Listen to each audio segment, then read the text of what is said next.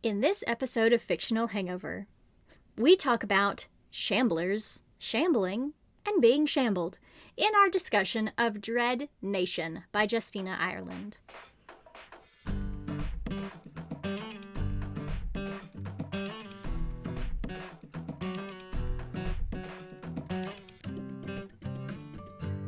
Hey everybody, welcome to Fictional Hangover, a podcast about young adult and new adult books, series, authors, and voice actors that is full of spoilers. I'm Amanda.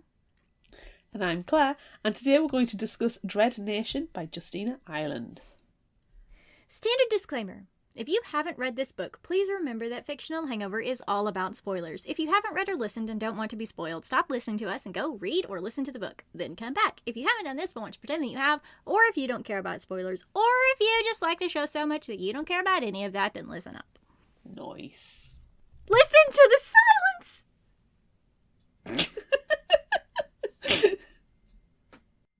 I'm so excited. It's beautiful. It's beautiful. I'm so excited. The audio quality is still not great because I'm still basically in an empty apartment. But there's no sirens. There's no beeping. There's no construction. There's no construction. I'm getting emotional just talking for you. Oh, it's so great. It's so great. Anyway, that's not what we're talking about. Although I have ranted about it for the past 2 weeks, so I feel like I should say something about it. The listeners deserve to know. They deserve to know. It's quiet. It makes me so happy. You're going to get one of the... Have you still got the app on your phone with the noisemakers? Every now and again you're going to have to... I need a honk. I do. What does a drill sound like? I need honking. I need it. I need really loud music to drive by. Yes. I need and the revving backup engines. beeping and the revving of engines. I need all of these things. Where are they? No, I will never wish for that again. I mean, I didn't wish for it in the first place, but never again.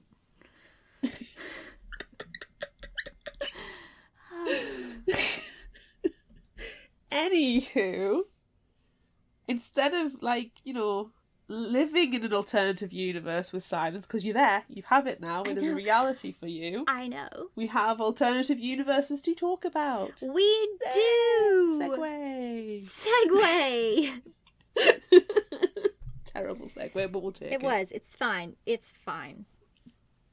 Let's talk about Dread Nation. Let's talk which about is Dread one Nation. of our book club theme books. Yes. Something ain't right here.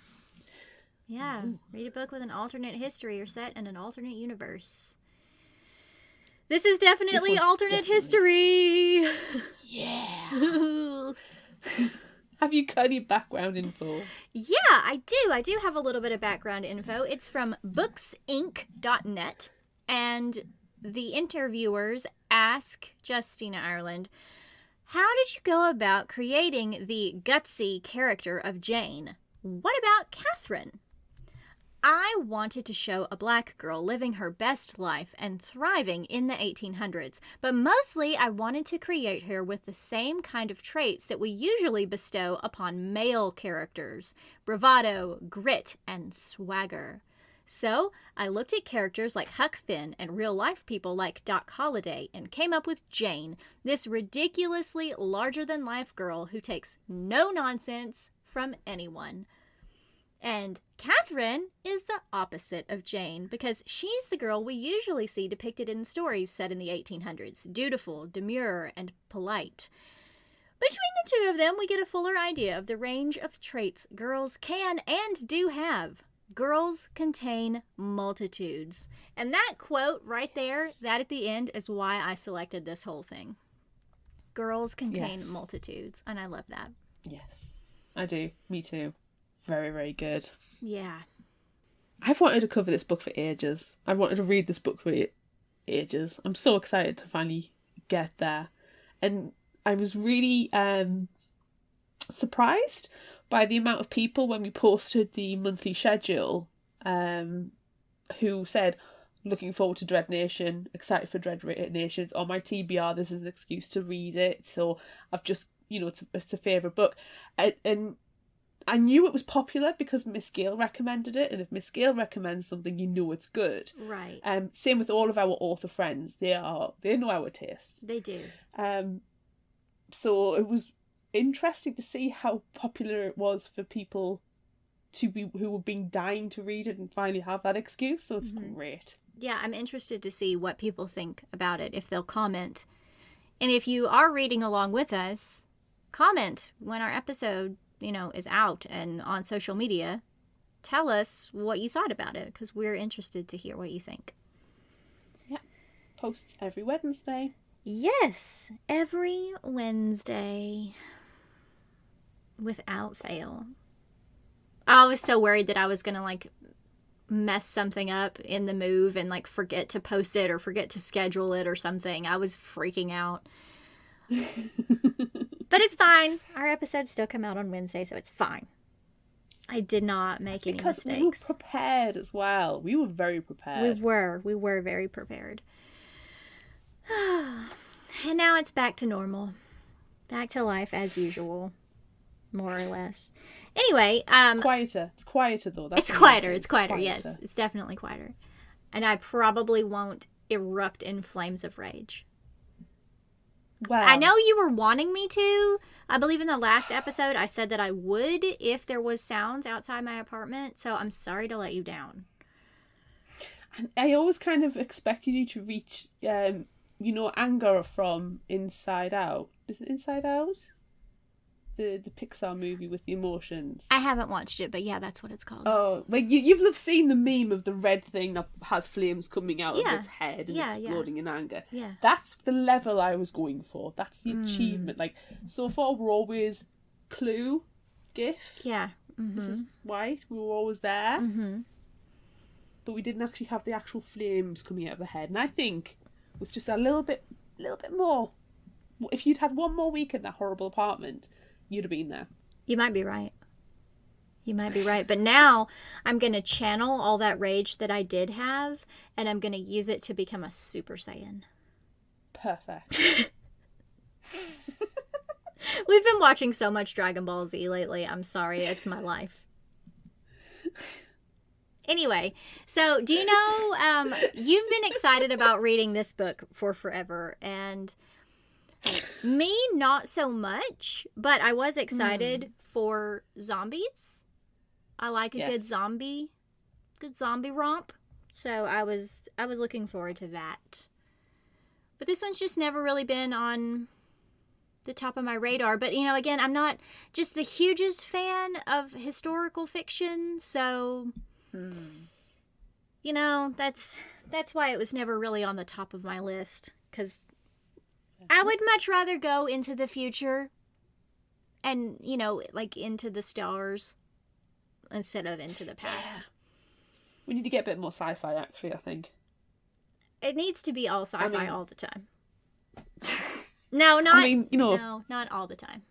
Not all the time, no, because we still need our vampires. Yes. But if Bridget Tyler would like to, finally do that third book that, I know wasn't planned, but we've given her all the ideas. Yeah, we really have. We've set her up for 5 or 6 more books, so. At least. And we could probably do a spin-off based on all of our fanfic ideas too, so. Yeah, we really could. Yeah. But, coming up, next month, I think we have we're going back into space next month with a couple of our reads. Very excited. So that's good. I'm very excited. Yeah. Anywho, let's talk back about to this one. Civil War America. Yes. With zombies. A place that no one wants to be. With zombies. Jane McKean was born in Rose Hill Plantation to the richest white woman in Holler County, Kentucky. She might have grown to become a proper house girl or taken the place of Aunt Aggie, the lady who mostly raised her, but 2 days after she was born, the dead began walking the battlefield of Gettysburg.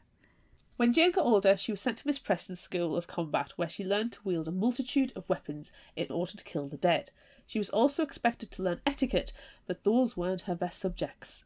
Miss Duncan, a fine if inhuman instructor in Jane's opinion, has the class working hard with a scythe, which Jane hates. Twin sickles are her weapon of choice.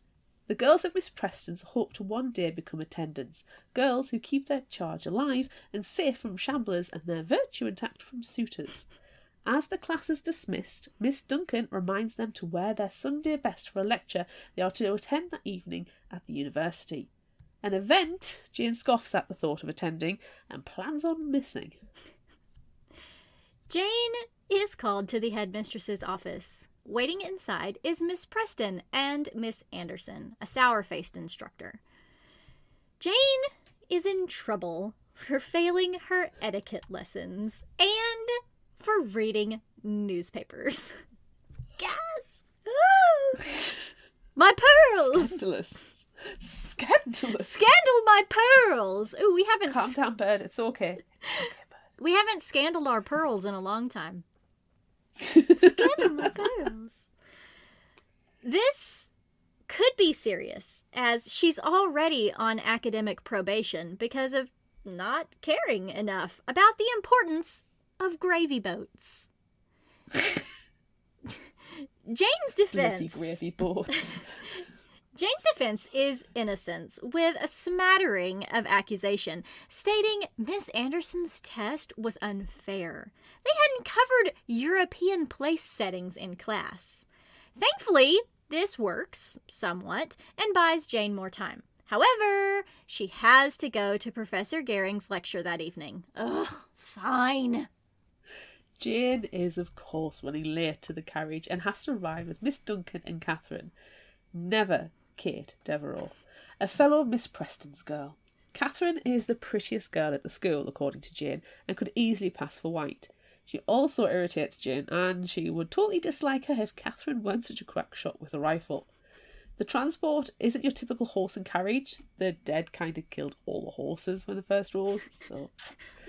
This is a pony, a sort of train without tracks where the driver has a protective cab up front with steam engines, and the passengers travel in a separate iron-barred enclosure. As they travel into Baltimore, they spot a shambler, a little white girl with pigtails. It's unusual to see one so close to the town. Mayor Carr had Baltimore County declared a safe zone months ago. Speaking of young girls, we're given a glimpse at a younger Jane and her first encounter with a shambler. She'd been out playing with a couple of boys, Zeke and Joe Isaac. The shambler was caught in a wire fence, mouth gaping open. Jane isn't sure why they decided to poke the shambler with sharp sticks, but they did, and the shambler broke free. Joe was about to be grabbed when Zeke pushed him out of the way and had his throat ripped out. Jane managed to grab Joe and pull him back to the plantation, letting the patrol know what happened. They were able to give Zeke a proper burning, and a few years later, Joe ran off, presumably to join a combat school. The journey passes without incident. While they travel, Jane gives her theory on what causes the dead to rise, and we find out that Jane very much enjoys reading newspapers, which is seen as contraband at Miss Preston's. Essentially, she believes it's a virus of sorts, but doesn't word it properly, saying like tiny monsters or something invading the body. It doesn't sound great. Miss Duncan and Catherine give her the, you're talking crazy look. Shortly after, they pass through the gate, and Jane is staggered by the height of the wall, which they are still adding to. After they alight from the pony, a very smartly dressed boy with a swagger comes up to Jane. It's Jackson Keats. They had a thing once, but not anymore. For Jane, Jackson is only good for sneaking her newspapers. He and his shenanigans are no longer interesting. Let me lean this way and talk to Bird. I don't believe that, Bird. I don't believe that for a second. He's too cute.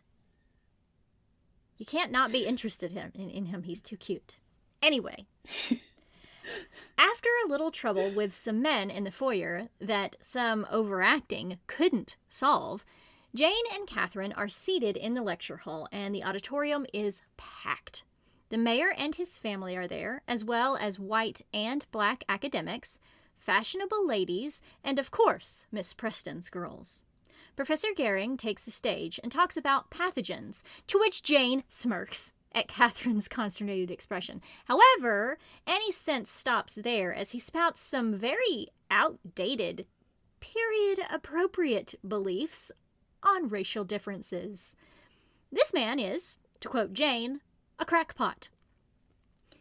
Evidenced even further when a cage with 3 shamblers inside is brought on stage. The professor starts the hard sales pitch on a vaccine he has developed, which will be demonstrated on stage when he injects his black assistant Othello and lets the shamblers bite him. Nope. This is where we all erupt in flames. What could go wrong, you may be asking? Literally everything. Everything. Jane stands up and tries to politely warn them and object to the testing because she can see exactly what is going to happen. However, she is politely asked to sit back down and keep quiet. Othello is summarily bitten by the shamblers for science and exhibition, and as the professor spouts some nonsense or other, Othello promptly turns shambler. Miss Preston's girls, old and new, show their worth by evacuating the hall. Jane heads to the stage and puts a bullet in Othello's head after he attacked the professor. Wah, wah. But then she also gets to put a bullet in the professor's head to make sure he doesn't rise, which everyone, cheers at. And by everyone, I mean the readers, because yikes, that guy needs a bullet to the head. When she's out of bullets, she throws herself into the fray. The last of the shamblers is taken down by a Cherokee man, Mr. Redfern, who gives her a scowl before walking off. When they get back to Miss Preston's, instead of a job well done and a ribbon, she and Catherine are given house duties for 2 weeks for carrying firearms and wearing a corset. Catherine was the one wearing the corset. Oh, Catherine and her corset. It's a running theme. Except for it's not a running theme because she can't run in the corset. But it's very shocking behaviour regardless. It's while they're cleaning the marbled floor one day that Jackson comes by and tells Jane his sister Lily and the family she was staying with, the Spencers, have gone missing. Jane likes Lily, and the Spencers were always kind to Miss Preston's girls, so she and Catherine agree to investigate. Later that night, they sneak out, don men's trousers. Scandal! Scandal, my pearls! They grab some weapons and they go to the Spencers' farm where Jackson is waiting. It looks as if they've been gone a little while as the surfaces are dusty, but they're not sure what made them leave as they didn't take their family portrait. Jackson explains to Catherine that Lily was staying with the Spencers as she is coming up to her 12th birthday and can pass white. The laws state that a person of colour must attend a combat school at 12, but Jackson was trying to save his sister from that with the help of the Spencers. It's then they hear people approaching the house. Ooh. Hide quick! Into the shambler hole! Cheese it! Jane, Catherine, and Jackson hide in a shambler's hole and can hear voices overhead. One of them is Miss Anderson, the vicious and cantankerous instructor.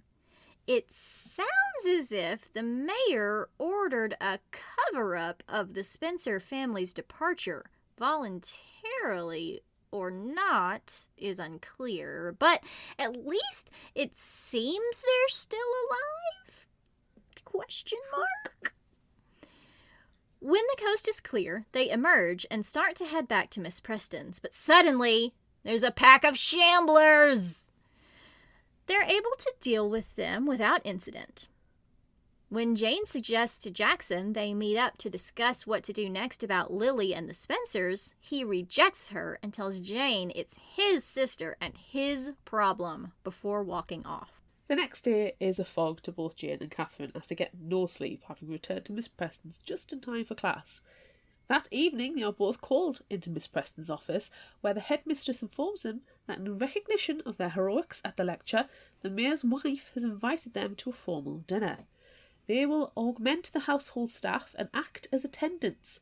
With them will be Miss Anderson as chaperone, and Miss Duncan will also attend. The day before they are to attend the dinner, Jackson sneaks onto the grounds of Miss Preston's. He has been beaten by the mayor's boys for trying to sneak into the mansion to look for information about Lily's whereabouts. Catherine lets him know that they will be at the mansion the following day and offers to help him. The following night, Jane spots Jackson dressed as a servant in the dining room. Oh no. There is going to be mischief in the mayor's house tonight, and it is not going to be good. Yay, shenanigans. As Catherine and Jane take their places, standing behind and watching their charges eat, Catherine tells Jane that the reason they were requested was because many of the attendants from the lecture were let go. Mr. Redfern, the native from the lecture, comes to stand beside Jane. He doesn't like her because she sneaks out at night to kill shamblers, which he thinks is reckless, arrogant, and self-important. Would you like to tell us more what you think, Mr. Redfern? Because that wasn't enough. As Jane contemplates this, she spots one of the dinner guests sweating profusely, hands shaking, saliva leaking from his mouth. He's literally turning into a shambler at the dinner table. Asking to borrow Mr. Redfern's blade, Jane throws it straight into the temple of the turning man, just as he stands up and leans toward Miss Anderson. Both of her instructors do not look pleased. Do not throw knives at the dinner table, Jane. It's not appropriate. Uncouth. How uncouth. We are civilized in this dining room. My pearls! Scandal! Well, as you might have guessed, the meal has been spoiled. But to be fair, the meat was a little off to begin with, so yeah. The guests willing to stay retire to the salon. Jane is incensed because something rotten is going on and no one seems to care. Is the mayor keeping shamblers as pets? How else would the dinner guests have turned? Jane leaves the salon and bumps into Jackson, who asks for her help to look for clues to find Lily. What happened? Sudden change of mind there, Jackson, love? I don't need your help. Wait, I immediately need your help. In the mayor study, Jane is able to open a desk drawer and inside finds a book with the word Summerland printed in gold. Before they can look further, the study door opens and in walks Miss Anderson. Dum dum dum! She should have thrown that knife just like 5 seconds later. 2 seconds. Yeah. Yeah. She should have just hesitated. Yeah. Hesitated. Oops. Slipped, hit Miss Anderson. Oh no. Oh, damn. Oh, darn. Womp womp. She should have thrown dual knives. Just taken them both out. Oh, I thought she had turned shambler. Whoops. I swear I saw him bite her. I hate Miss Anderson. Oh, and guess what? She gets worse. Miss Anderson strips them of their weapons and clasps them in irons. They're taken down into the cellar, where the mayor is waiting. He gives some big speech about them being trouble, but easy to catch, then suggests they be sent out west to Summerland, where they can do some good. What do you think, Miss Preston? Scandal. My pearls! Miss Preston walks out of the shadows. She also suggests sending Catherine, who can fight as an attendant, or work on her back. Oh. Miss Preston has been working with the mayor for years, supplying him with girls. It's then someone bursts in and says there has been a breach. But the mayor seems more annoyed than panicked. The next day, the train for Summerland leaves at 6. As Miss Anderson loads the girls aboard, she throws, amongst her insults, a thick packet of letters from Jane's mother. The bitch Oh my gosh. has been keeping them. oh my god, she's such a bitch, I hate her. She should have taken a knife to the temple. Yeah. I mean, to be fair, she stopped Jane's letters going to her mum as well, and she kept the return post. Yeah, she's terrible. She should have been shambled. She should have been shambled. It's a long, hot and uncomfortable 5-day journey with little food or water, and the whole time Jane feels the rage boiling in Miss Anderson, Miss Preston and the mayor. She'll kill them all. I believe it as well. Oh yeah. It's made worse as she reads through her mama's letters. When they reach Summerland, Jane's in no mood to be nice to her captors. Mr. Redfern has come to Summerland with them and receives a punch to the face of Jackson, who tries and fails to escape. Come on, man. Summerland isn't what Jane was expecting, though. Everything is new. It's so flat. And the barrier wall, well, it's huge. And they have horses. Real horses? Real horses. Actual horse flesh. Wow. Horse flesh. Horse flesh, you say? Horse flesh, I say. Mr. Redfern is now dragging Jackson and takes him to see Sheriff Snyder. Played by Timothy Oliphant. Ooh, no, I like him too much for him to be such a shitbag. But I'm still crying about horse flesh. Oh, get over it. But Timothy Oliphant plays a good Western type person. Yeah, he does, but I just feel like he's not so much of a shitbag. Or, excuse me, a racist dickhead. Because he's the worst. You thought you hated Miss Anderson, but oh no, you were wrong. The sheriff is literally the worst. He tells them what to expect, that there's a curfew unless they're on patrol. They get paid, which annoys him. He won't let people of color carry firearms, but they can access an array of bladed weapons. And they get 1 bath a week. And room and board. Apparently, Summerland is a town of morals, so no sex or drinking. But there's lots of religion. Oh, yay. After being given the spiel, Jane tells him Catherine is white, so it was pointless telling her all of that.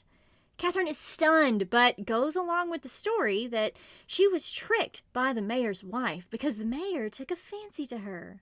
He isn't sure, but says they have tests to check.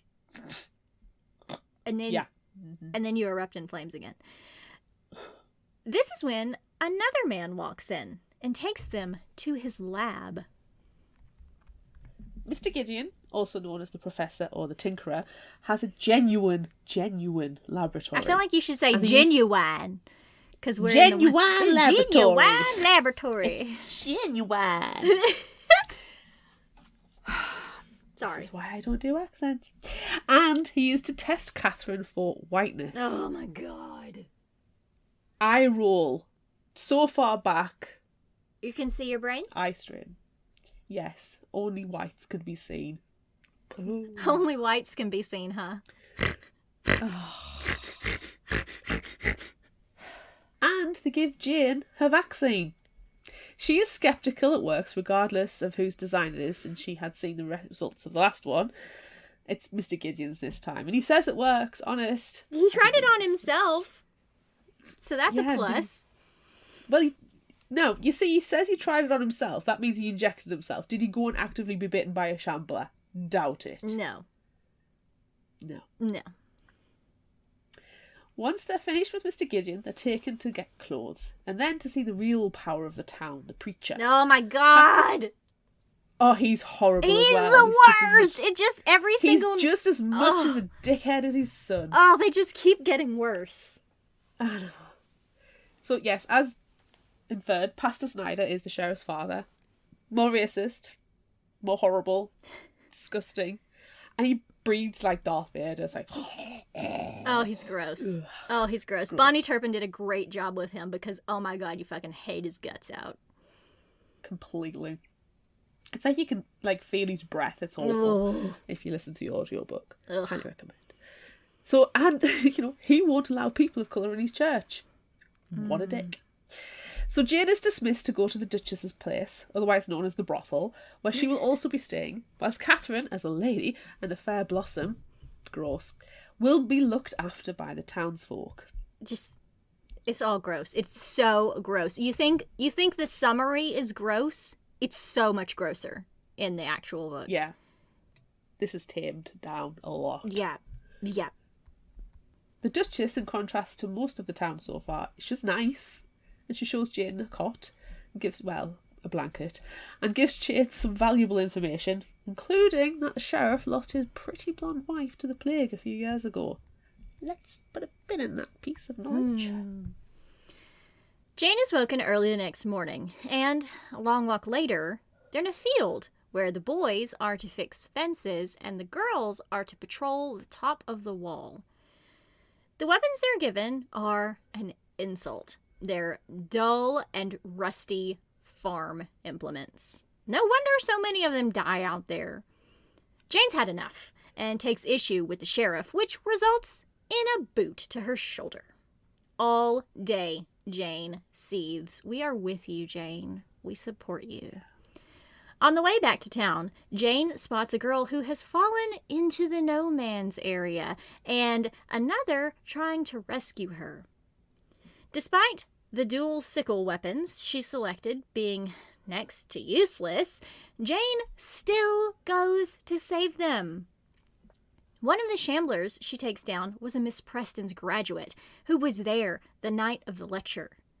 At one point, Jane is able to take a sword from a shambler in his Civil War uniform, and the actual weapon makes taking down the shamblers much easier. The days pass with the same routine. Get up, patrol the wall, eat dinner, attend church, whether they want to or not, and go to bed. One night, Jane feels restless and sneaks out. Curfews never bothered her before, so, not going to now. And she accidentally ends up in Mr. Gideon's bedroom. This, of course, wakes the Tinkerer up, so it's a good time to ask some questions about Summerland. Why people come there, where's Jackson, he believes is dead, and how he ended up there himself. Got on the wrong side of his father. Ouch. Ooh. Someone's going to have daddy issues. On another night, Jane sneaks out to find more food since they're being starved and finds the Spencers and Lily. Jane doesn't tell Lily that Jackson is gone, but she does find out how they ended up in Summerland. Mr. Spencer couldn't afford the mayor's loan repayment, so it was either leave the county or move to Summerland. It was done too quickly to get the word out. Catherine is living next door, spreading the word about how unsafe Summerland is.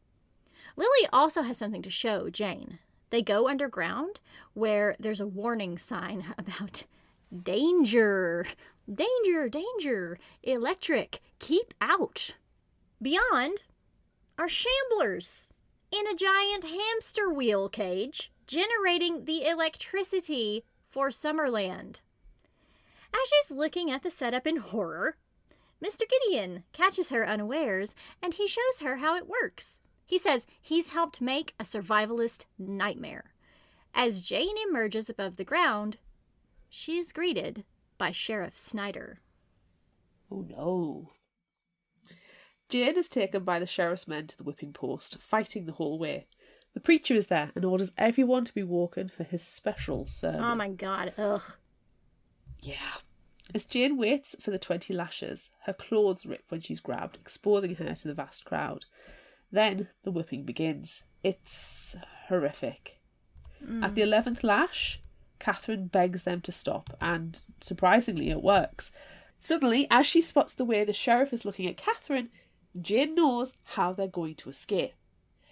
In the whorehouse, Jane explains to the Duchess and Gideon that the way to defeat the sheriff is through his heart.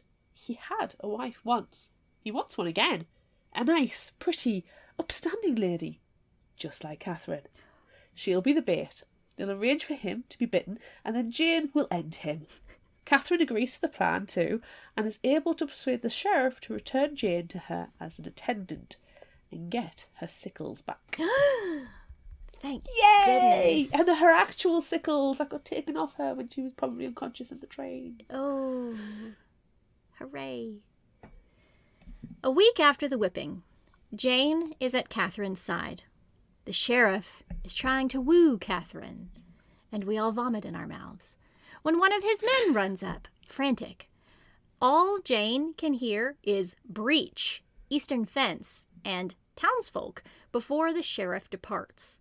This is an excellent time to snoop in the sheriff's office, but there's a whole heap of nothing there. But they're found in there by none other than Jackson, who isn't dead. Hooray! Yay! Mr. Redfern took him out to kill him on the sheriff's orders, but instead he was given a canteen and a knife and taken to the town boundary.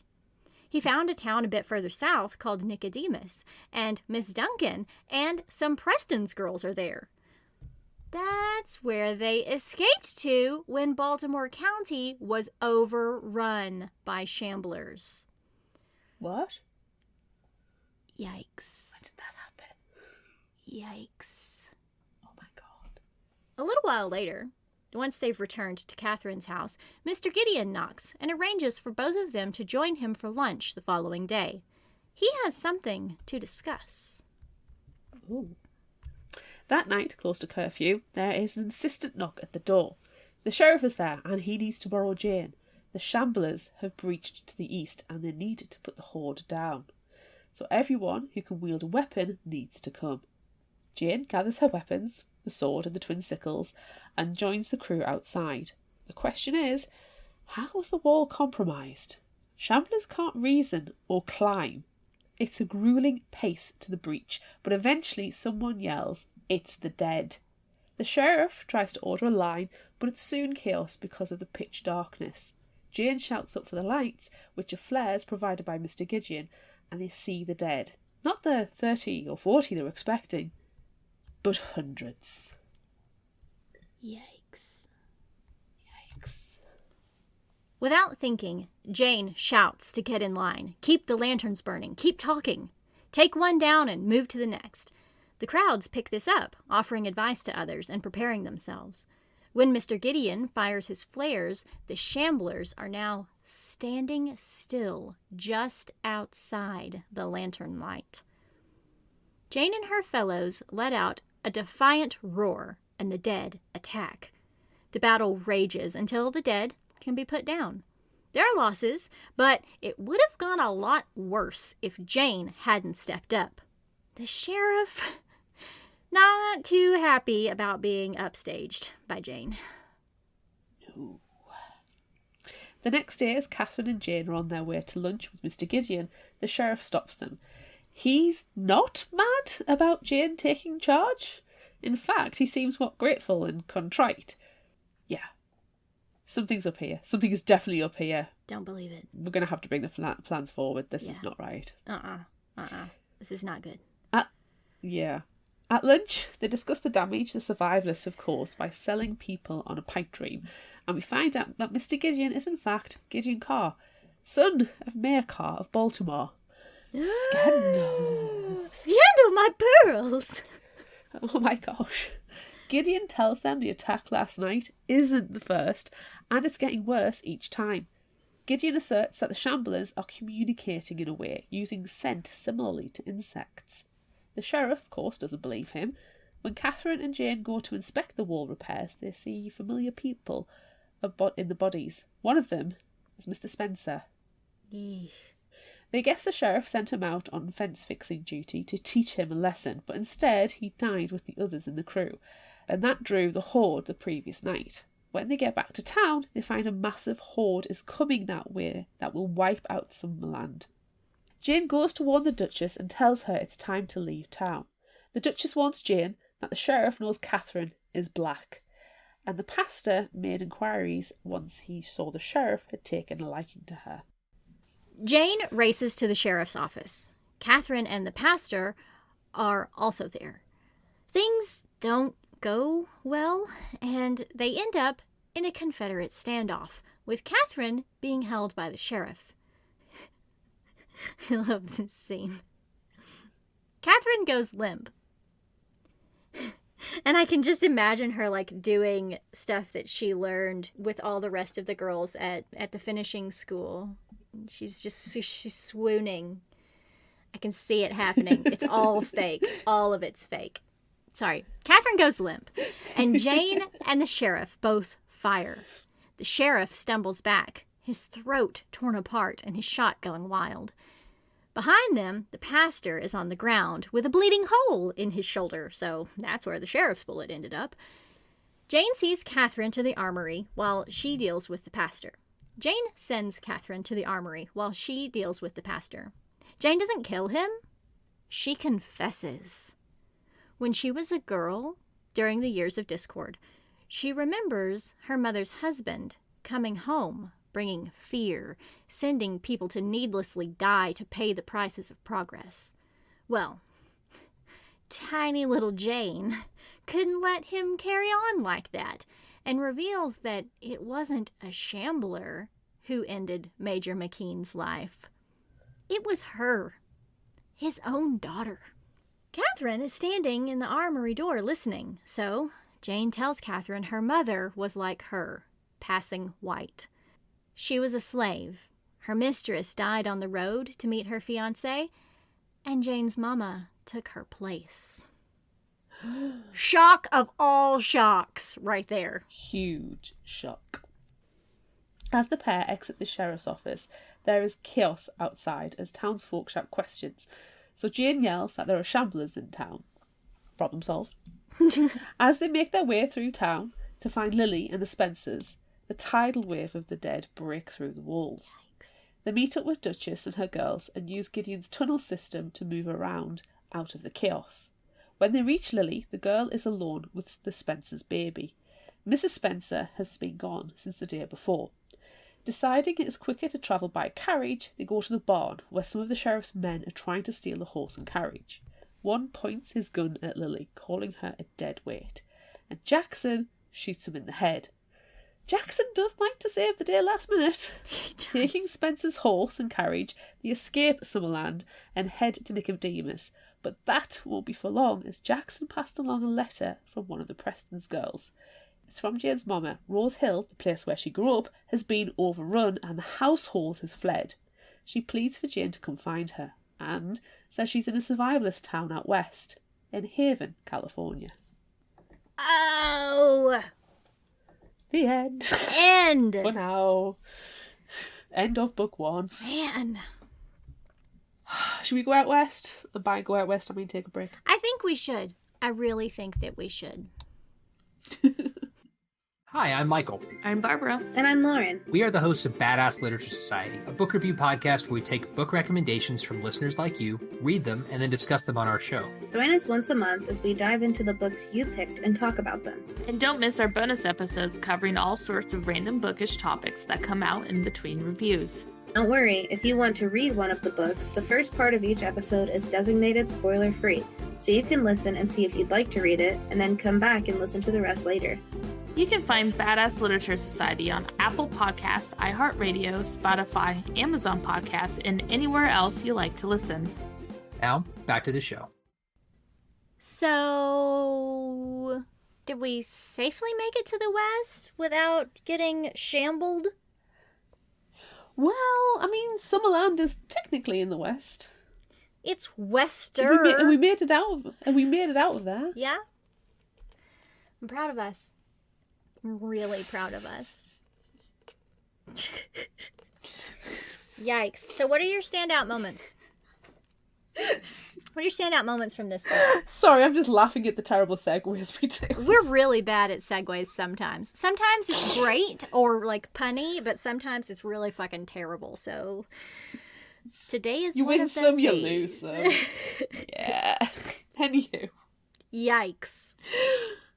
Talking about the good and the bad. What was good and what was bad? Oh, dear me. Did you have any favourite parts? I had a lot of parts that I didn't like. But, like, purposefully. Not like I didn't like the book. You know, like you're not supposed to like this stuff. Like I hated. Oh, like the sheriff. Oh yeah. Ugh. I hated the sheriff. Ugh, and I hated the pastor. Oh, they're both so terrible. Ugh. Ugh. Oh, I hate that. I hate it. Yeah, it was bad. I know people have got breathing problems and it's fair enough, but when you add it to a creepy character like that, it just makes it visceral. Ugh, no, they were the worst. They were the worst. I argue that the pastor was worse than the sheriff. Yeah, I agree. I think he knew where you stood with the sheriff, so you knew how to push his buttons, how not to.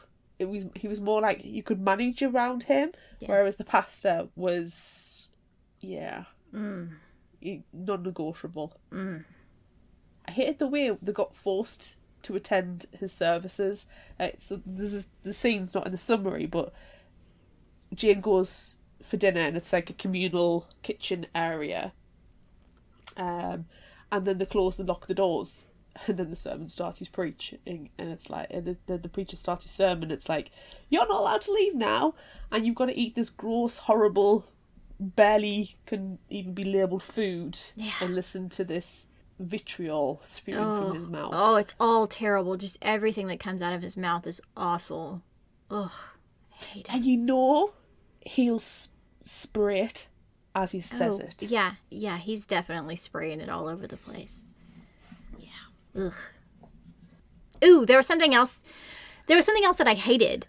I hate that Jane kept dumbing herself down talking to people, and you know, like she's doing it because she knows they're stupid and they're gonna fall for whatever she says or does, and no one expects her to be as like intelligently badass as she is.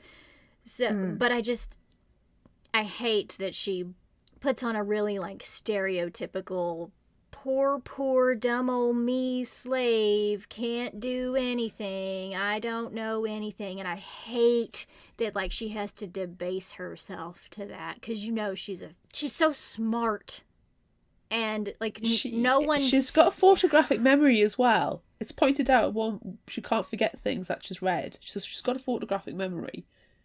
Yeah, she's completely brilliant, but she just like changes her manner of speaking, and everyone's like, oh yeah, you dumb girl, you don't know anything, and she's like, haha, I'm gonna murder you later. But I hate that she has to do that. No, I agree, it's not cool. I like the way she enjoys overacting. It's just like, yeah, if I wasn't going to be Miss Preston's, I want to be on the stage. This is amazing. Yeah. This is so much fun. So I like when she has those moments, but I don't like her having to be the stereotype, because she's not. No. She's not. She's beyond that. She's incredible. Yeah. So I hate that. I hate that for her. She deserves so much better. Ooh, hate. Oh, there's so much stuff that I hated about this book. But it was good at the same time. Like hate to love it. The stuff you hated was purposeful. The stuff you loved was amazing. You know, it gave you the extremes, and you don't feel bad about either. Like, it's very well written in that regard. Do you know what I hated though? What did you hate? Oh yeah. Miss Anderson doesn't get a comeuppance. Like the sheriff gets his comeuppance. Mm-hmm. The pastor gets his comeuppance. The sheriff's men do as well, because they're going to be left to the slaughter by the shamblers, because you know they aren't going to be able to survive. Right. It's like this. It's the scene where it's the battle, and all the sheriff's men take guns. And what you do not do in a zombie apocalypse is take a gun. And I'll tell you for why. Bullets. Once the bullets are gone, all you're left with is a stick. Yeah. So, you know, at least they took weapons, though, because I honestly could just imagine them, like, standing back behind everyone with, like, their fingers up their noses or something. Because they're so stupid, all of them.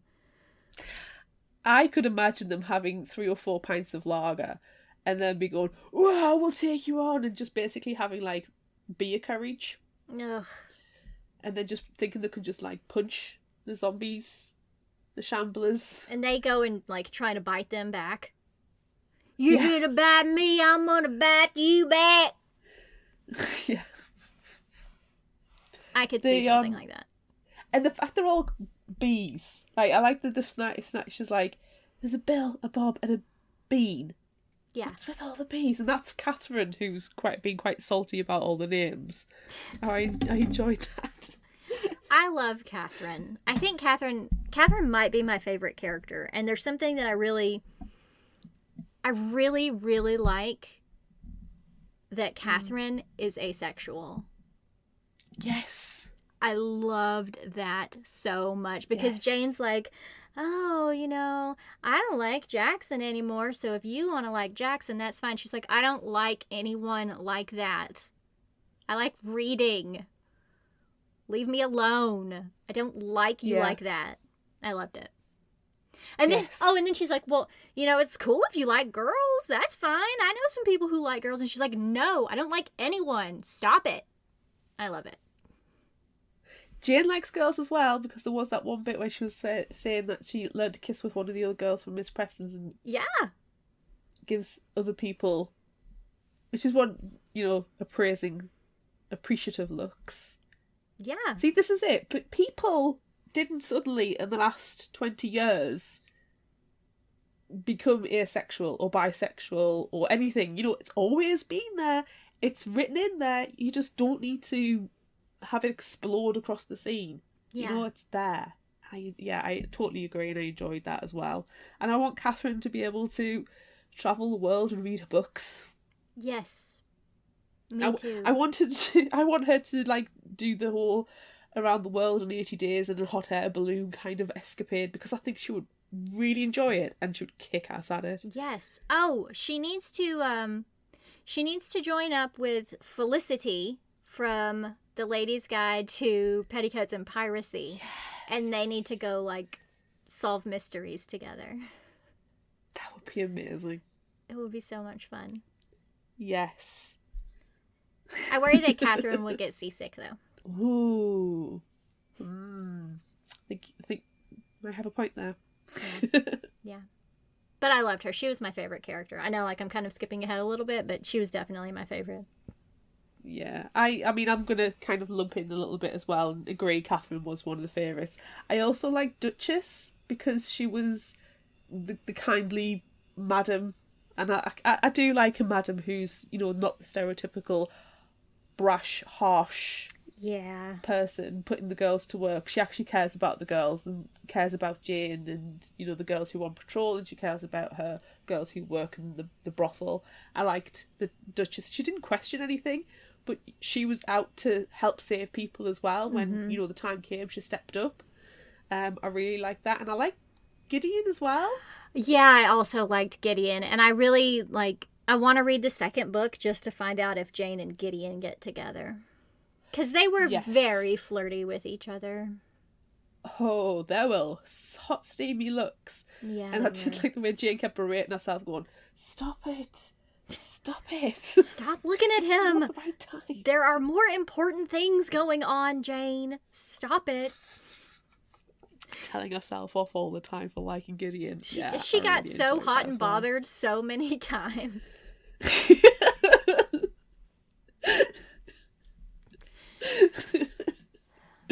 It was fun. She needs to I think get there's some. a lot of.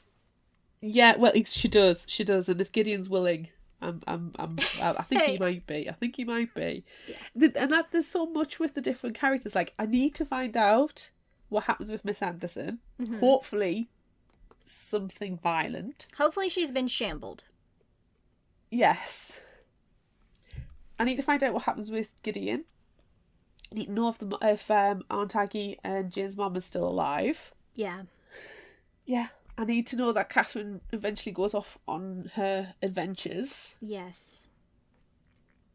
So there's a lot of dangly threads, but it's not unsatisfying. Like, I didn't finish it and go and feel like completely frustrated. I felt like there had been that resolution. So, like we're saying with Snyder's both pastor and sheriff's death, that was I needed that. That was a good resolution. If they hadn't died, I think I would be a bit more frustrated with the ending and the loose ends. Yeah. But I'm quite happy with that. Yeah. And I would like to know more about Mr. Redfern.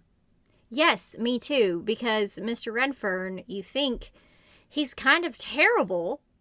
You think he's, working with the people that we all hate, but then he let Jackson go? Like, what's he up to back there in the background where no one's really paying attention to him? Yeah. What's he doing back there? I think he's playing the game. I say he's playing the survivalist game, but he's not playing the survivalist as in, the mayor and the sheriff and the pastor. He is surviving. Yeah. Placating them as much as he needs to, and then doing what he has to. Yeah. Yeah. I'm curious about him, though. I'd like to see a little bit more about him. So I hope that there's more of him in the second one. There's a lot of scenes as well, and like standout moments for like good scenes. Yeah. The big action sequences were excellent. Very cinematic. Like, so there was the lecture hall, and I did like the way Jane stood up and was like, "Yeah, this isn't going to go down well. You're all going to die. Can we leave, please, and not do this because your vaccine's also a load of rubbish." Yeah. And then she saves the day. With her gun that she had in her thigh holster. Can we... Badass. Yes. Yeah.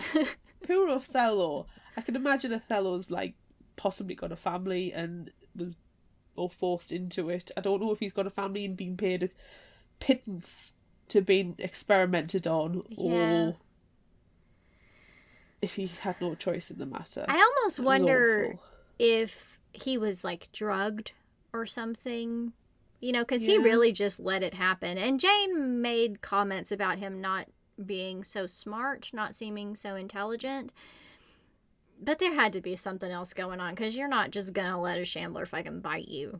No. Mm-mm. So there had to have been something else going on with Othello. I agree. And kind of makes you wonder as well how many of the attendants and former Miss Preston's girls and other girls who were at the lecture hall are now shamblers. How many of them did survive? Because it seems like a high percentage of them were sent to Summerland. Yeah. And then there were more of them in Nicodemus, we found out afterward. So yeah, I wonder who else survived. Yeah, I want to know if the mayor survived, actually. We don't know.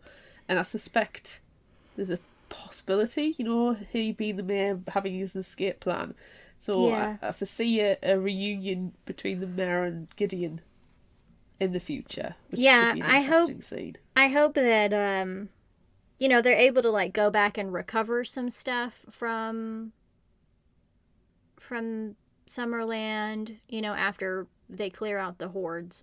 I really hope that they can go back and that there's still the shamblers down in the basement, like, powering all the electricity, which I loved that, by the way. I thought it was hilarious and, like, really clever to put the shamblers on the hamster wheel.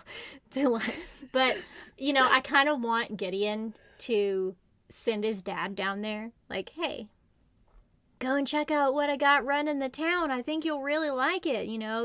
You like electricity in your house, so I think you should go and check it out. And then he just gets shambled. Yeah. We need people. The list of people we need shambled is growing. Yeah. The battle scene was fantastic. It was absolutely fantastic.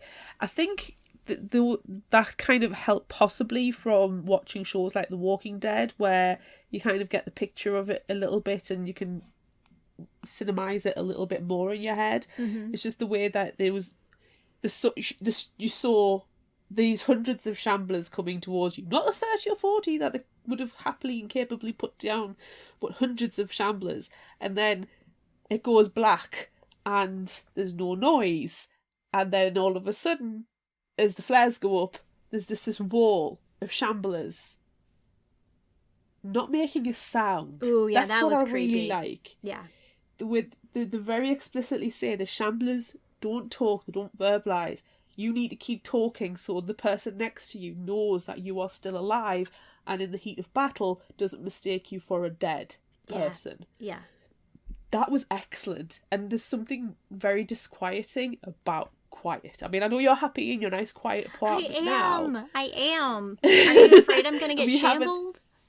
I'm scared that you're going to get shambled now. You're not going to hear them. They're just going to be there and in your closet. And it's like, shambled. Ah. So, yeah, it's just, there is something very, you know, if you're ever outside on a night, and you, like, you know, not so much in the recent history, I've got a car and everything, but I remember, you know, especially younger, when I was walking home and it was dark, and I'm the only person on the street, and there's not a car, there's not a siren, it's, you know, it's dead, it's quiet. It was eerie, and I didn't like it, and I would take the long way home to walk under the streetlights, because it's creepy. Yeah.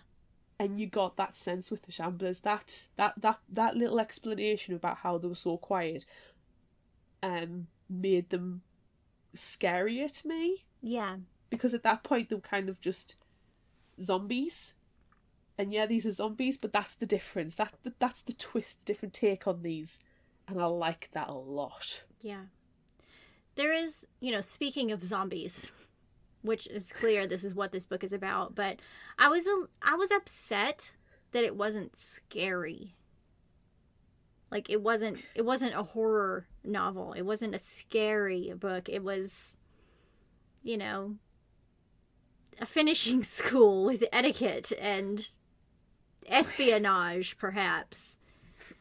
And silly things no going dirigibles, on, unfortunately. and Jane constantly yelling at Catherine for wearing a corset, and constantly calling her Kate, even though she doesn't want to be called Kate. You know, like it was full of so many silly things, and I wanted it to be scary. But everyone knows how I feel about horror books, so that's completely understandable that I wanted it to be a horror book, but wasn't.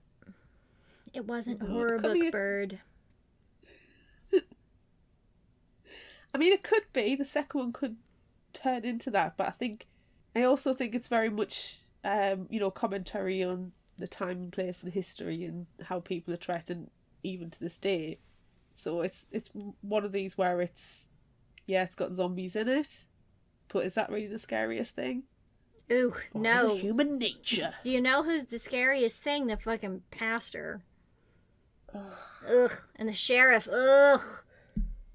Do you know what with the pastor though, and the sheriff? The sheriff was killed because his throat was ripped out. The pastor bled from a gunshot wound to the shoulder. It's never said that Jane destroys the brain. I know. Is he gonna get shambled? Did he already get shambled? Do you need to be bitten to be shambled, or if you're dead, do you become a shambler? You know. Well, I mean, that's what happened to them after the war. They just rose up again. So It's hard to say. We don't really know a whole lot about why the shamblers are shambled. No. It's just how it is. I did like the science element though. I mean, obviously, you know, Professor Goering was an absolute quack. Yes, and it is 1800s science. Yeah, but they also refer to, like, this is what the Europeans do, and Mr. Pasteur over in France is having a wicked way with penicillin and things, and I like the references to actual science, which it's one of these why this fits so well with the book club theme is the big element is the Dead Rose, which ended the Civil War, and that's it. You know, it's kind of like the consequences of that one thing. So that's the rest of the world, we don't know if the rest of the world have been affected by the Shambler plague, or if it's just America, because it is referred to that other scientists in Europe particularly are carrying out tests, but are they carrying out tests on their own Shamblers or the American the Shamblers in America? That's a good question. It's never explained, and I would like that to be explored or at least pointed out. Oh, do you know something else that I liked? Jane's talking, she's reading books all the time in secret because she's not supposed to even be able to know how to read. She's a blue stocking. But I like that all the books that she's referencing, you know, it's like Huck Finn and stuff it's actual books, but they're zombified. Yeah. So like, oh yeah, Huck Finn was fighting zombies in this chapter or whatever. Like, oh, that's fantastic. Everything is zombified. Everything is shambled. Were there any surprises for you? Apart from the lack of horror. That was a big surprise. Mr. Redfield was a surprise for me that he let Jackson go. And I was really surprised that there was all this backstory, which was not included in the summary because all of this stuff is going on, but it's not super important. But it kind of is important, but the zombies are more important. But there was all these, like, every chapter began with a part of a letter between Jane and her mom, or her mom and Jane, after, like, there was a part 2 switch. So, you kind of get to know about Jane's mom as the story goes along, and there are mentions of her, like, having babies that are black, and they're like trying to take them away and drown them and all this terrible stuff. And so you just think that her mom, who we believe to be white for the entirety of the book, just happens to like black men and have babies with them. But then you find out that she's also black. She's just white passing. You're like, holy fuck. That's crazy. Yeah. That was such a shock to me. There was a whole lot of setup for that. And then you just go, whoa. Okay. That is the first genuine shock in a book. I know we talk about surprises a lot, but this was the first genuine shock I've had in a book in a long, long time. I was listening to it at work from home.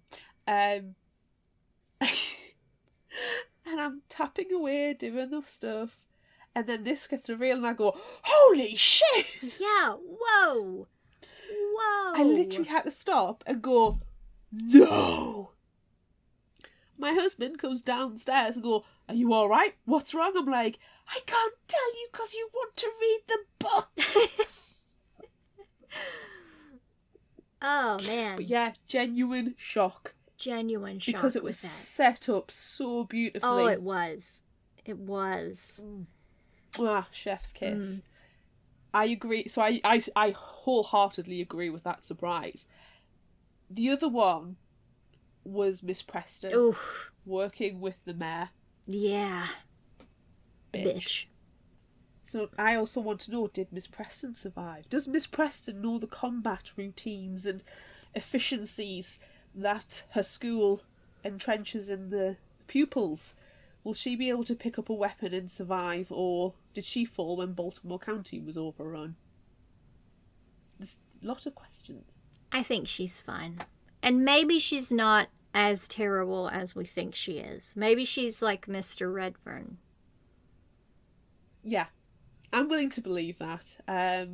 But from the brief interaction there, like, you think, at first I thought, oh, Miss Preston's quite sympathetic. She believes that Miss Anderson did treat Jane unfairly, that she did, almost force her to fail because she was tested on stuff they weren't taught. Mm-hmm. But then when that scene with the mayor, it's like, oh, okay, I don't know what to think now. Ooh. I don't know whether to give her the benefit of the doubt. Oh, no. That she's doing what she needs to survive and a victim of her circumstances or not. I don't know. Yeah, see, I could almost think that she's sending Jane there to legitimately help them. Because maybe she knows the situation is about to get bad, out of control. And she knows that Jane is a badass. So it could be that she was sending her there on purpose. And not for terrible reasons. Just because she's so badass and can fight all of the shamblers by herself with one hand tied behind her back. And a rusty farm implement. Yes, a rusty sickle. We don't know. I need to read the second one. Need to read the second one. Second one. Yep. Need to read the second one. Is it time? Is it time? I believe it's time. I believe it is time. Speaking of rusty sickles, I believe it is time. I'm going to ask Bird. Bird, is it time? I will ask my bird. Bird, do you believe it is time, bird? They do. Yeah. It's time. Cool. It's time. Actually leaning in to listen to the bird. Yes. Now you see what it's like having a bird with you. Hello, Bird. Isn't it fun to have bird? Anywho. Anyway. Would you rather?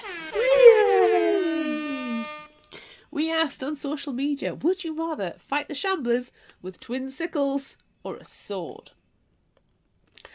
On Facebook, it was 100% twin sickles. On Instagram, 44% for twin sickles and 56% for sword. On Twitter, 75% for the twin sickles and 25% for the sword. And on TikTok, 45% for twin sickles and 55% for sword. Little note for the people on Facebook, the voting is in the story, so it is only there for a very limited time to actually cast the vote, for it to show up in the percentage. And you need to like the Fictional Hangover Facebook page in order to cast your vote on there, because Facebook, as we know, Is a testicle in an ugly hat. yes, and won't let us put the vote in polls on the actual page itself. Oh, I hate that so much. It still vexes me to this day. I And just saw something come up in my time hop, and it was me sharing a poll from our Fictional Hangover page, and there was like hundreds of people who responded in the poll, and now we get one or two people, 3 people voting. Facebook, you're ruining our lives. Oh, Bird, go and kill them all. Bird. Do we have some comments? We do. Crystal on Facebook says, twin sickles, probably less efficient, but they get points for style. Unless the sword is a katana, then the katana wins every time. Melissa on Facebook says, I'd have to go with twin sickles. Even though the war ends because of the dead, if you lose your sickles, I'm sure it would be easier to find another set of sickles than a sword. Swords were really symbols of rank, and troops were more partial to rifles, shotguns, and revolvers. So, yeah, twin sickles. Good thoughts. Colin I like that. Yeah, that's in depth. I like it when people, like, reference. Yeah. Colin on Facebook says, sickles for me, please. They'll go well with my random flailing fighting style. Which is akin to a Kermit the Frog. Yes. Coral on Facebook says, I would have to go with 2 sickles. I think 2 is better than 1, and it might give me a better chance. Yeah, good point. L20Kev on Instagram says, twin sickles, because although you could keep further away using a sword for protection, their heads aren't going to come off as easily, and it's all about flying heads.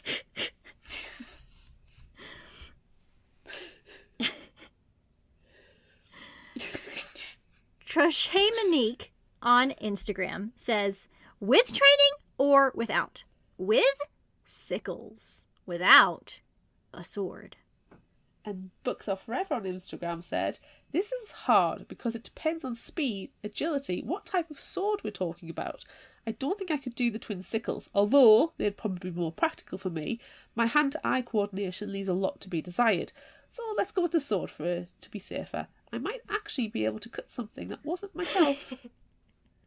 I like that. I like that consideration. Yes. You've done a risk assessment on both weapons, and you found the one that's safest for you. Yes. I like it. Constance Dittman on Instagram says, Excalibur tattoo aside, I'd have to choose sword. I want the sword of the creator from Fire Emblem, to be specific. Constance, what happened to you answering through song? Yeah. I'm so sad. But she does have an Excalibur tattoo, so it's She had to mention it. And there are no songs that say, hey, I have an Excalibur tattoo. You see, for me, the only answer is at this point that Constance needs to become a pop star and needs to write a song every week that coincides with the Would You Rather. Yes. Release it. You know, even if it's just on Spotify, that's fine. Upload it to Spotify. But then it's an official song with the lyrics appropriate to the Would You Rather. Yes. This is a good plan. Get on it, Constance. Go on. Go on now. We'll wait. So what about you? What do you say? You see, I thought about this for a bit. And I thought, a sword's cool, but a sword requires training. A lot of training. And a long time to be proficient in it, never mind to a state where you've got that muscle memory built in to be able to just hack and slash at hundreds of shamblers. Yeah. Whereas the sickle, and yes, Jane's sickles are half moon sickles rather than the crescent as a farming implement, so they are specialised. I think at the very least, there might not be as steep of a learning curve. Yeah, maybe. But it's 2. So you have to learn to fight with your offhand as well. Which could be dangerous. Your offhand can be kind of like the defense one can be the push away, and your dominant hand can be the slash and the actual takedown. Yeah. And yes, I have stood in my kitchen and thought about this and wielded spoons just to have a think about it. Yes. And then there's always that option. It's a little bit where L20 Kev, the head's flying. You can imagine, if you can get the sickles around somebody's neck, both of them, and then just across, and the head just goes Yeah. viscera flying. Yeah, I feel like you would get more of a spinning through the air head removal with the sickles versus a sword. Yes. And you've got to go for that sweet, sweet head spin. You have to. You have to. Yeah. You have to develop a technique wherein you pull with one hand a little bit harder than the other. You pull with one hand and you push with the other, so it will spin. Yes. And preferably the shambler's face is doing something derpy. Yeah, like their tongues out. Tongues out, jaws slightly akimbo. Yes, perfect. I'm not screen printing that at all. I am screen printing that. Yeah. I think now I would probably prefer dual short blades, like swords, shorter but longer than a dagger. I think I would prefer that, but I'm gonna go with sickles still. I like the dual weapon. I feel like you can be faster with 2 than with 1 sword. So I'm gonna go with the sickles. Cool. All right. It's amazing how sometimes with these Would You Rathers, we think about them like for the entire week they've been posted. Yes. Yes. We sometimes think about them a little bit too much. Yeah. Okay. It's next fine. question. Would you rather get revenge by burning it all down or throwing your enemies to the shambling horde of zombies? Well, I mean, how often do you get to throw your enemies to the shambling horde of zombies? I just want to do both. I do want to do both. You can see the cinematic genius of it, where the shambling horde is like attacking the big plantation style house, and then you're walking away from it, and you light the match, fling it back. Yeah. Explosion, fire, shamblers on fire. Shambler heads with derpy faces. On fire. Yeah, it's just beautiful. Picture postcard. Yeah. So that's kind of what I want. But I think in order to do that, I will have to first throw them to my enemies to the shambling horde, because then it's as I'm walking away, I'll burn it all down. Yeah, because you don't want to have to go back. No. Yeah. Okay. Yeah. Yeah, I'm all for making people shamblers. Let's do it. Cool. Cool. Are we cinematically walking towards the camera with that all behind us? Yes, but I believe one of the flaming shamblers will catch up to us. Yes. And then we will remove their head with our dual sickles, and the head will cinematically spin toward the camera, flaming with the tongue coming out. And then perhaps, just for a little bit of style and panache, the eyeballs will burst. Oh. Yes. You gotta go for the panache. Yeah. Fade to black. Yes. Perfect. Yep. Netflix are missing out on us, you know. They really are. They should listen to every episode because we always have gems. It's gold. Yeah. It's gold. Yeah. Next question. I love how serious we are, too. Would you rather attend Professor Gering's academic lecture or a scythe training session led by Miss Duncan? Am I Jane? Do I get to shoot him in the face? If I get to shoot him in the face at the end, then I'm going to the lecture. You are mistress of all you command. This is your would you rather. I just give you the setup. You develop the story yourself. Look, if I get to shoot... Look at question 2. We've just turned it into a freaking movie and used both of them. If I get to shoot that fucker in the face, then yes, that's what I'm doing. Before or after he shambles? I mean, preferably before? Just as soon as you get that, dude, you're a crackpot. Yes, but... And I'm a crack shot. Yes, but, I'd probably get in less trouble. That was terrible, by the way. It's a terrible pun. Stop it. I would probably get in less trouble if I shot him in the face after he had shambled. That is true. That is true. What are you doing? I mean, the one hand, I kind of think that Miss Duncan's training sessions, it's good exercise, Yeah.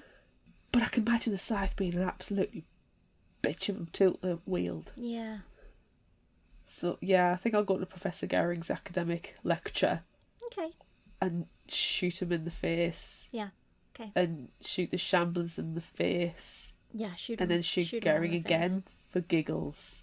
Yes. And then burn them down. And then burn them down, and then their heads spin cinematically into the camera. Yes. Done. That's an episode 2 of our movie. Yes. Yes, indeed. Would you rather go to Summerland or face the Shamblers in Baltimore? Ooh. Now, if I go to Summerland, what am I doing there? Am I patrolling? Do I get to go live in the posh houses? Do I have to go work for the Duchess? Can I be Gideon's lab assistant? You gave me the choice, so you choose your own destiny. Probably go to Summerland and sort that place out. Because I think, by the sounds of it, the Shamblers in Baltimore, when they overran it, it was like a literal tidal wave. Like, the eastern seaboard's gone. So probably Summerland, because I've got a higher risk of survival. Yeah. And what are you going to do? What's your job in Summerland? Going to be Gideon's lab assistant. I want to work with the Tinkerer. You're going to be down there watching them Shamblers power the electricity, aren't you? Yeah, while the guy snoozes, the bait snoozes in a chair. Yes. You could be the bait and just take a nap. No, it's far too close. I'm not being the carrot dangling in front of the blown mouths. No way. No, thank you. You wouldn't get risk pay for that. Yeah, you're you probably have a nice right. nap though, I suppose. Yeah. I can stand a nap. Nap sounds really good right about now. I think I'm also going to go to Summerland. But I'm going to go like what we kind of halfway maybe decided that maybe she got sent there on purpose. I'm going to go with a purpose. Nice. I'm gonna save Summerland and also kill all the fuckers that are terrible. Yeah. Well, while I'm in the lab, I'll get you some, I'll hook you up with some literal electricity. You can zap them. Thanks. I can electrify my sickles? Yeah. Cool. Electric sickles are the way to go. And then when the flaming shambler head comes spinning toward the camera, there's also lightning coming out of his head. Yes. Yeah. And its hair standing on air because Yes. it's electric. When his eyeballs burst, Sparks come out. Yeah. Clearly. Gold. All of it is gold. Last question. Would you rather attend a sermon by the pastor or face all the shamblers by yourself with rusty blades? I'm facing all the shamblers, man. With the rustiest of rusty blades, I don't care. Like the ones that have got holes in them that with even the slightest amount of pressure start to break. Yeah. Would be better than his sermons. Yep. If my rusty blades were just like, you blow on them and they're gone. And they just rust away into the wind. Yep. I'm facing the shamblers. I'm going to shamble myself before I go to that sermon.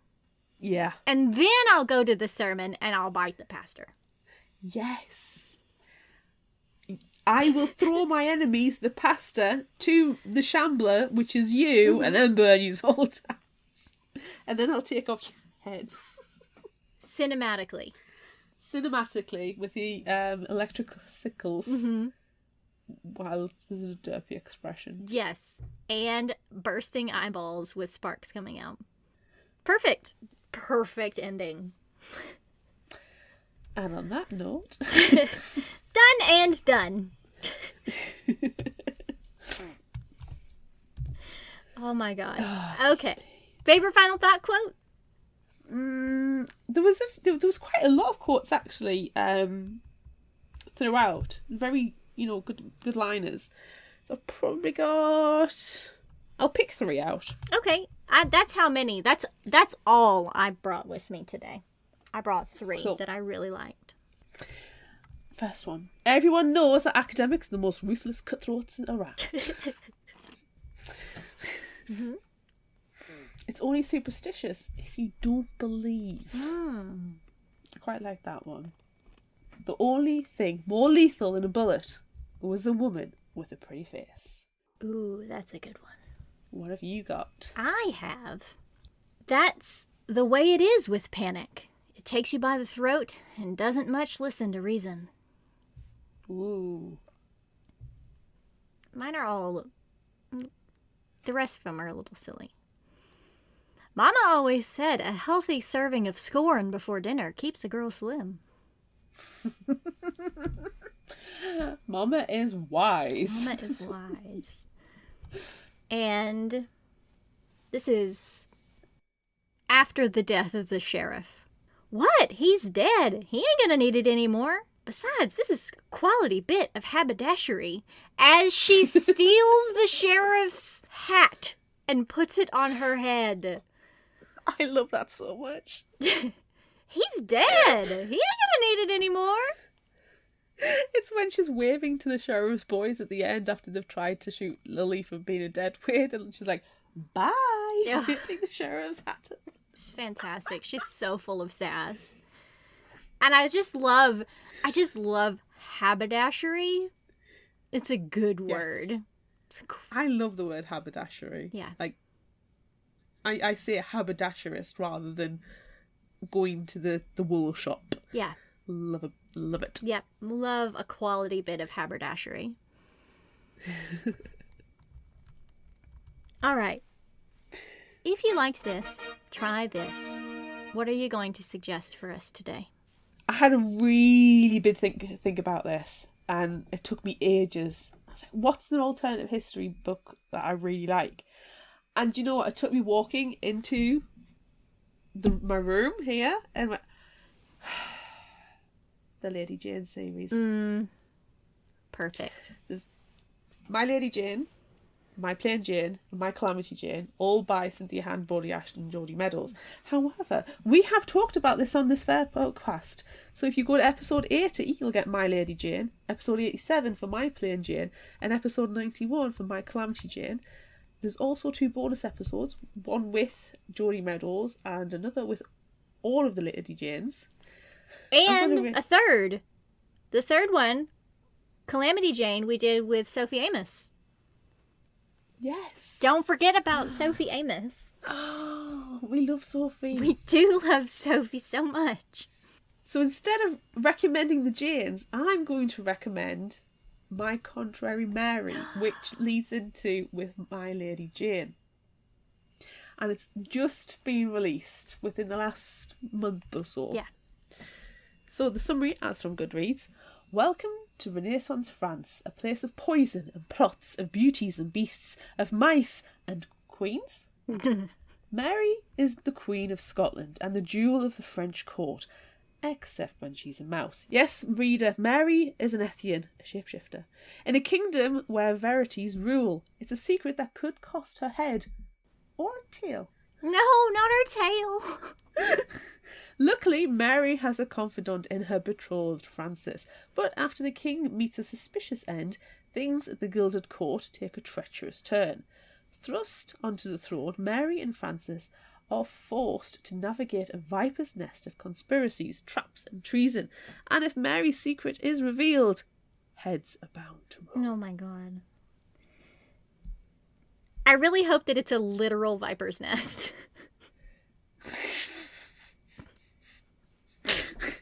I mean, it could be. It better really be. Could be. It better be.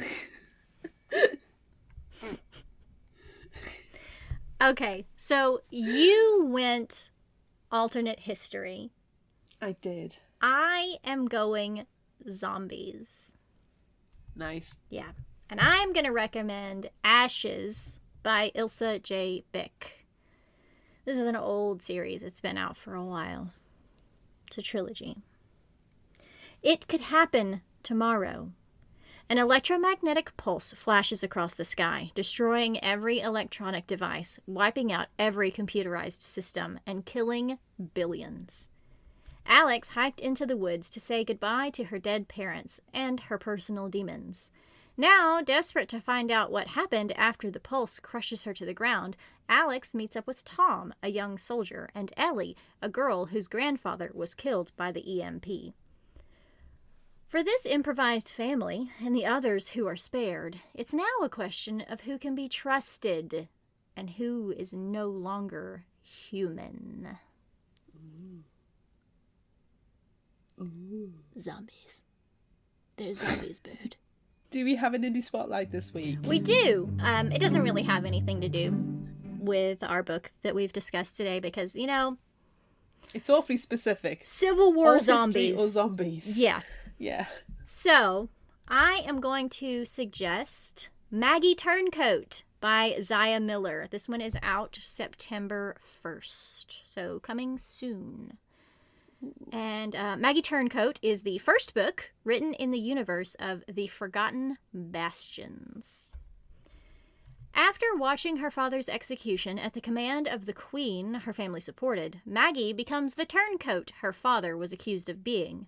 Faced with fight or flight, Maggie runs towards the danger and rises to help free those who were put in chains by a kingdom she once promoted. This is a journey with Maggie as she becomes the Turncoat Witch. Ooh. I know, I like that there's a little witch thrown in there at the end. Ooh, that was a surprise. Yeah. Twist. Twist! With the twist of a literal last word. Yes. Nice. Sounds interesting. It does. Yes. All right. Kind of Game of Thrones-esque there. A little bit Kind of. Yes. Yeah. Yes. Yeah. But witch. But witch! Witch. So, that's it for this episode of Fictional Hangover. I'm Amanda. And I'm Claire. Join us next week as we discuss Last One to Die by Cynthia Murphy. Look out for our Would You Rather polls on social media. Don't forget about our book club and monthly challenges on Facebook. Be sure to visit our shop on Redbubble at fictionalhangover.redbubble.com for all your favorite fictional hangover-themed merchandise. And become a patron of ours on Patreon at patreon.com/fictionalhangover. Until next time, remember, the only cure for a fictional hangover is another book.